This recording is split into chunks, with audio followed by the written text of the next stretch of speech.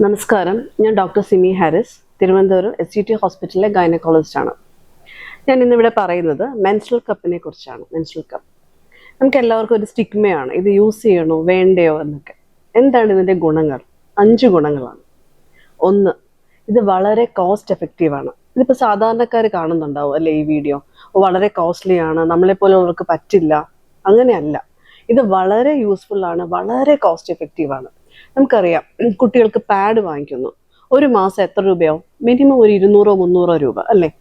പക്ഷേ ഈ ഒരു മെൻസ്ട്രൽ കപ്പിന് ഒരു 10 വർഷത്തേക്ക് 250 രൂപ അല്ലെങ്കിൽ 300 രൂപ മാക്സിമം ഇത്രയേ ആവുന്നുള്ളൂ. ഒരു 10 വർഷം അല്ലെങ്കിൽ പോലും 5 വർഷം യൂസ് ചെയ്താൽ പോലും നമുക്ക് വളരെയധികം അത് കോസ്റ്റ് എഫക്റ്റീവാണ്. അതാണ് ഒന്നാമത്തെ കാര്യം. 2, ഇത് യൂസർ ഫ്രണ്ട്ലി ആണ്. യൂസർ ഫ്രണ്ട്ലി എന്ന് വെച്ചാൽ നമുക്കറിയാം, ഒരു പാഡ് യൂസ് ചെയ്യുമ്പോൾ ഉണ്ടാകുന്ന ബുദ്ധിമുട്ടുകൾ.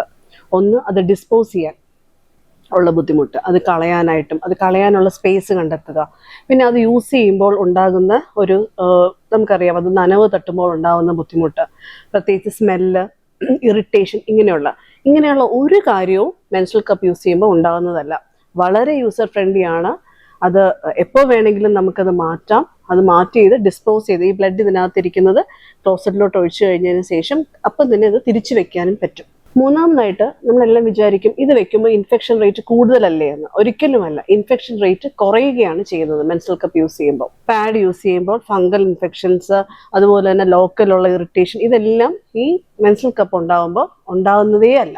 യൂസ് ചെയ്യുമ്പോൾ വളരെയധികം ഇൻഫെക്ഷൻ റേറ്റ് കുറവാണ്. പലർക്കും അറിയാം പാഡ് അലർജി ഉണ്ട്. ഇതുകൊണ്ടുണ്ടാകുന്ന ആ ബുദ്ധിമുട്ടുകളെല്ലാം തന്നെ നമുക്ക് ഈ മെൻസ്ട്രൽ കപ്പ് യൂസ് ചെയ്യുന്നതോടൊപ്പം നമുക്ക് മാറ്റാൻ പറ്റും. പിന്നെ ഇതിൻ്റെ ഡിസ്പോസൽ നമ്മൾ പറഞ്ഞു, പണ്ടൊക്കെ സ്ത്രീകൾ തുണികളാണ് ഉപയോഗിച്ചുകൊണ്ടിരുന്നത്. അപ്പോൾ അത് കഴിഞ്ഞതിന് ശേഷമാണ് ഈ പാഡ് കണ്ടുപിടിച്ചത്. പാഡ് കൊണ്ട് നമുക്കറിയാം, നമുക്കത് വളരെ യൂസ്ഫുൾ ആയിട്ട് തോന്നി അല്ലേ? കാരണം അത് നമുക്ക് വേറെ ബുദ്ധിമുട്ടുകളില്ല, അത് കളഞ്ഞാൽ മതി. അപ്പം നമുക്കത് ഒരു ഡിസ്പോസിബിൾ സാധനമാണ്. പക്ഷെ എന്താണ് അതിൻ്റെ പ്രശ്നം? ഒരു പാഡ് എത്ര വർഷം? 500 വർഷം വരെ എടുക്കും അത് മണ്ണിൽ അലിഞ്ഞു പോവാൻ. അതായത് അത് ഒരിക്കലും ഒരു പ്രകൃതിക്ക് അനുയോജ്യമായ ഒരു കാര്യമല്ല ഈ പാഡ്.